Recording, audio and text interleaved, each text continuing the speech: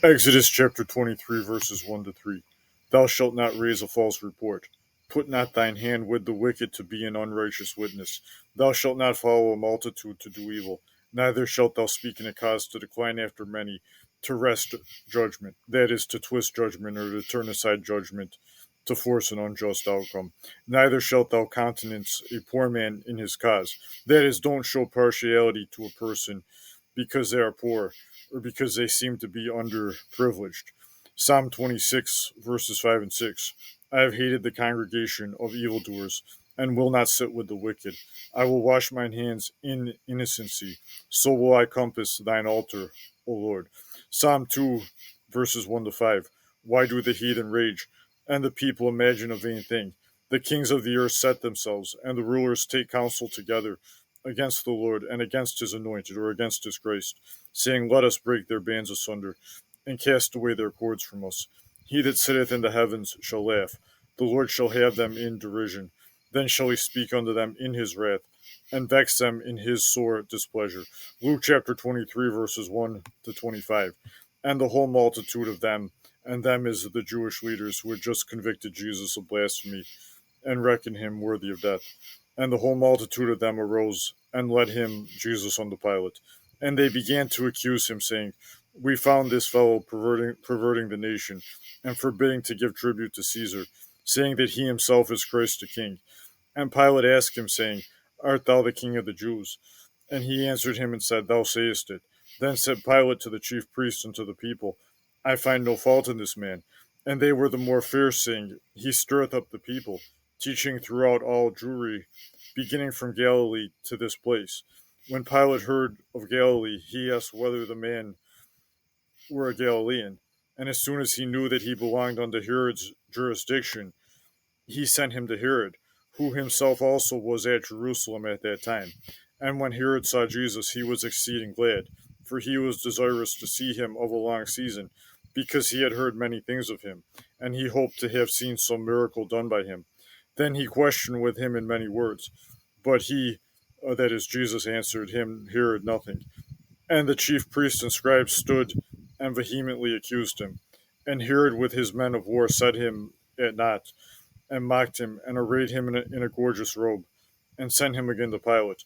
And the same day Pilate and Herod were made friends together, for before they were at enmity between themselves. And Pilate, when he had called together the chief priests and the rulers and the people, said unto them, Ye have brought this man unto me, as one that perverteth the people. And behold, I, having examined him before you, have found no fault in this man touching those things whereof ye accuse him. No, nor yet Herod, for I sent you to him. And lo, nothing worthy of death is done unto him. My note, the scriptures as a whole still condemn them, that is, Herod and Pilate, as having a role in the murder of Christ, since they did not stand for truth, and rather enabled and complied with the wicked mob who demanded Christ's death. Continuing, I will therefore chastise him and release him, for of necessity he must release one unto them at the feast, at the Passover. And my note, this was only because of an unrighteous concession which the Romans had made to the Jews. The guilty should be punished, while the innocent should be released anyways. Continuing, and they cried out all at once, saying, Away with this man, and release unto us Barabbas, who for a certain sedition made in the city, and for murder was cast into prison. Pilate, therefore, willing to release Jesus, spoke again to them. But they cried, saying, Crucify him, crucify him. And he said unto them the third time, Why, what evil hath he done? I have found no cause of death in him. I will therefore chastise him, and let him go.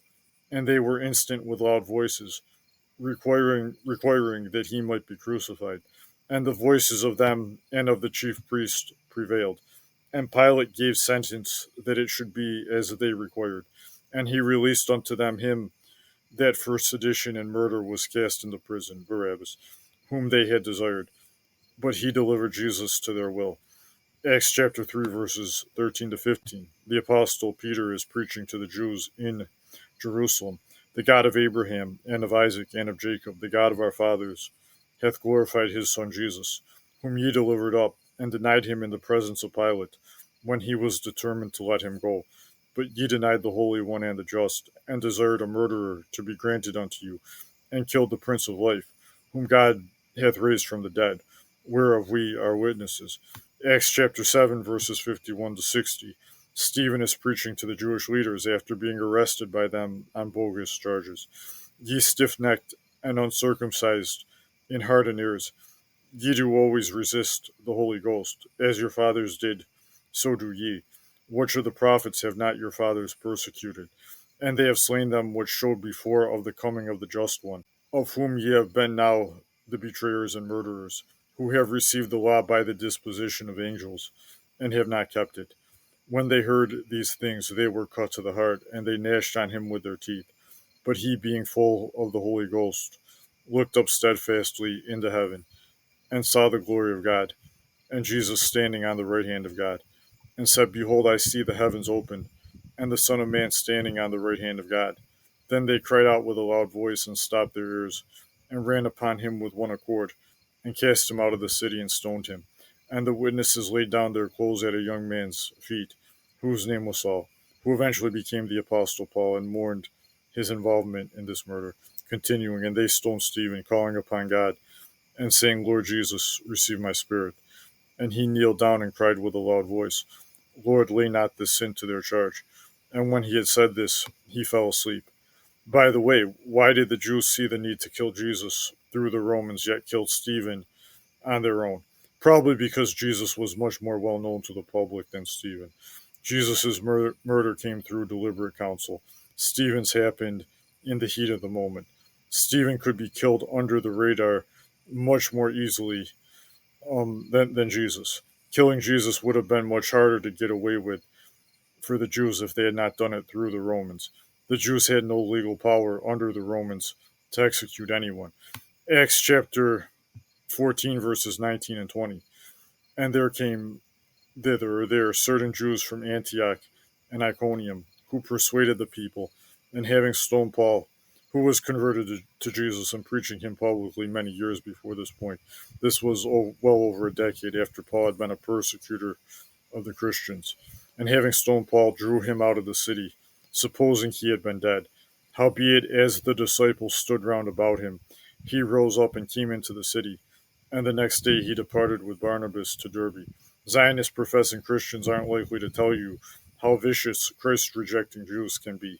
It is insane to not recognize how contradictory faithfully worshiping Jesus Christ and supporting the Christ rejecting Jewish state of Israel are to each other. In Acts chapter 16, we even have the Roman appointed authorities not only going along with, but also directly joining in with the mob by unjustly beating the apostles Paul and Silas. The authorities came to regret this and tried to secretly release them from jail. Paul made them come to the jail themselves and bring them out with the reminder that they had done a very bad thing according to Roman law, which carried the implication that they might get in very big trouble with their Roman superiors if he chose to make a complaint to them. Paul's reproof forced them to think about their guilt and what they did. It was not sinful vengeance. Some literally say Paul should not have done what he did in reproving the Philippian authorities. Paul's resistance did not come from a personal grudge, nor did it cross any righteous boundaries. That can never be said of those who incite and or join in with unruly mobs. Acts chapter 17, verses 1 to 7. Now when they had passed through Amphipolis and Apollonia, they came to Thessalonica, where was a synagogue of the Jews. And Paul, as his manner was, went in unto them, and 3 Sabbath days reasoned with them out of the Scriptures, opening and alleging that Christ must needs have suffered and risen again from the dead, and that this Jesus whom I preach unto you is Christ. And some of them believed and consorted with Paul and Silas, and of the devout Greeks a great multitude, and of the chief women not a few. But the Jews which believed not, moved with envy, took unto them certain lewd fellows of the baser sort, and gathered a company, and set all the city on an uproar, and assaulted the house of Jason, and sought to bring them out to the people. And when they found them not, they drew Jason and certain brethren unto the rulers of the city, crying, These that have turned the world upside down. Mind note, that was only so in their minds because of their upside down, sinful perspective of the world. These that have turned the world upside down are come here also. whom Jason hath received. And these all do contrary to the decrees of Caesar, saying that there is another king, one Jesus. It is true that the apostles preach Jesus as the ultimate king who demands subjection to his word, but this statement here was false in its implication that Jesus is a rival king to Caesar in this age. He is not, though he will be a rival to all authority that is not subject to his authority already when he returns. In Acts chapters 21 and 22, we see the Apostle Paul attacked by an unruly mob doing the things which make a mob unruly. Acts chapter 21, verses 27 to 32. And when the 7 days were almost ended, the Jews which were of Asia, when they saw him in the temple, stirred up all the people, and laid hands on him, that is, Paul, crying out, Men of Israel, help. This is the man that teacheth all men everywhere against the people and the law and this place, and further brought Greeks into the temple, and hath polluted this holy place. For they had seen before with him in the city Trophimus, an Ephesian, whom they supposed that Paul had brought into the temple. And all the city was moved, and the people ran together, and they took Paul and drew him out of the temple, and forthwith the doors were shut. And as they went about to kill him, tidings came unto the chief captain of the band that all Jerusalem was in an uproar, who immediately took soldiers and centurions, and ran down unto them. And when they saw the chief captain and the soldiers, they left off beating of Paul. This mob was screaming falsehoods, believing things others said that were not confirmed, being emboldened in violence by the lack of restraint of others in the mob. They were doing things which they would never do without the protection and temporary emboldening of the mob that they were part of. People trying to take the law into their own hands without committing the matter to the proper authorities. And there was an overall spirit of irrationality and sensuality, no regard for principle, no regard for decency, no regard for order. They were utterly out of control until their sense of self preservation demanded that they back off. They were wrong to do what they did here, even if Paul really were a harmful man. Ironically, when Paul was a Christ rejecting Jew himself and had been involved in the murder of Stephen, he was well regarded among the Jews. He had a high status among them, and he was in no danger at all from them. And that is because the world of the Jews who reject Jesus Christ was truly upside down and remains upside down to this day. Every Zionist professing Christian betrays Jesus Christ by supporting them as if they are God's people, and in supporting them, they promote one of the greatest lies ever thrust upon mankind. Yet, even Jews who reject Christ should not be the targets of an unruly mob. The criminals among them should be brought to justice, in keeping with law and order.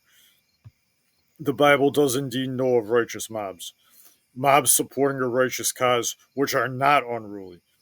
I say that again. The Bible knows of righteous mobs that are ruly, not unruly. We see one such example organized by Nehemiah. Nehemiah was the governor over the Jews in Old Testament times for a span in the Old Testament. The Jews had lost their kingdom and were under Persian rule when Nehemiah was their governor. He organized a great multitude to stand against rich Jews who were oppressing other Jews through predatory lending. Jewish predatory lending goes back a long way. This was the most orderly and efficient way for him as a leader to nip a major problem in the bud and reverse the horrid consequences of the oppression done by those being stood against. Nehemiah chapter 5, verses 1 to 13. We also see in Acts chapter 19 that even a heathen man who worshipped an idol still had the common sense and decency to know that an unruly mob defending his false goddess needed to be dispersed. Even this heathen idolater properly discerned that no good can come from an unruly mob. Acts chapter 19, verses 23 to 41. And at the same time, there arose no small stir about that way. For a certain man named Demetrius, a silversmith, which made silver shrines for Diana, brought no small gain unto the craftsmen, whom he called together with the workmen of like occupation, and said, Sirs, ye know that by this craft we have our wealth. Moreover, ye see and hear that not alone at Ephesus, but almost throughout all Asia, this Paul hath persuaded and turned away much people, saying that they be no gods which are made with hands. So not only so that not only this our craft is in danger to be set at naught, but also that the temple of the great goddess Diana should be despised, and her magnificence should be destroyed, whom all Asia and the world worshipeth. And when they heard these sayings, they were full of wrath, and cried out, saying, Great is Diana of the Ephesians. And the whole city was filled with confusion. And having caught Gaius and Aristarchus, men of Macedonia, Paul's companions in travel, they rushed with one accord into the theater. And when Paul would have entered in unto the people, the disciples suffered him not. And certain of the chief of Asia, which were his friends, sent unto him, desiring him that he would not adventure himself into the theater. Some therefore cried one thing, and some another, for the assembly was confused. And the more part knew not wherefore or why they were come together. And they drew Alexander out of the multitude, the Jews putting him forward. My note, this was the Jews who did not profess Jesus to be the Christ, trying to disassociate themselves from the Christians who profess Jesus to be the Christ, many of whom, even in the Gentile city of Ephesus, were ethnically Jewish too. It is pathetically ironic now that many professing Christians, most of whom are ethnically Gentiles, try to associate themselves with Jews who openly reject Jesus Christ. Continuing, and Alexander beckoned with the hand and would have made his defense unto the people. But when they knew that he was a Jew, all with one voice about the space of 2 hours cried out, Great is Diana of the Ephesians. And when the town clerk had appeased the people, he said, Ye men of Ephesus, what man is there that knoweth not how that the city of the Ephesians is a worshipper of the great goddess Diana, and of the image which fell down from Jupiter? Seeing then that these things cannot be spoken against, ye ought to be quiet, and to do nothing rashly. Christians, listen and take note. For ye have brought here these men which are neither robbers of churches, nor yet blasphemers of your goddess. Wherefore, if Demetrius and the craftsmen which are with him have a matter against any man, the law is open, and there are deputies. Let them and plead one another. Mind note, file a complaint or a lawsuit with the authorities. Don't take matters into your own hands and disassociate from mobs who are trying to take matters into their own hands. Continuing, but if ye inquire anything concerning other matters, it shall be determined in a lawful assembly. For we are in danger to be called in question for this day's uproar, there being no cause whereby we may give an account of this concourse.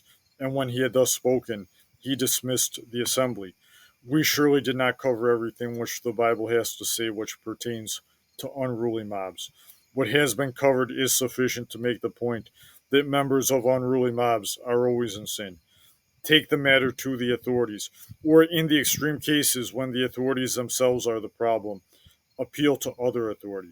If you can't go to a higher one, then go to the highest possible lesser authority to take action and mobilize against the evil authorities with a clear mission, clear directions, clear rules and boundaries, and provision of oversight to do things as orderly, efficiently, and as peacefully as things can possibly be done to deal with the evil without committing evil in the process.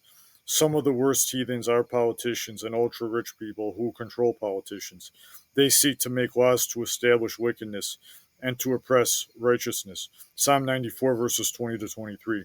Shall the throne of iniquity or of lawlessness have fellowship with thee, which frameth mischief by a law? They gather themselves together against the soul of the righteous, and condemn the innocent blood.